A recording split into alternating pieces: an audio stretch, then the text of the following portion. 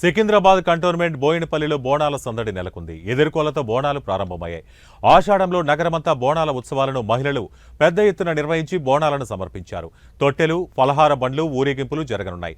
పోతురాజుల విన్యాసాలు, శివసత్తుల పూనకాలతో పాటు సాంప్రదాయబద్ధంగా జరుపుతామని ఆలయ నిర్వాహకులు తెలిపారు. భక్తులకు ఎలాంటి ఇబ్బందులు కలగకుండా అన్ని జాగ్రత్తలు తీసుకున్నామని తెలిపారు.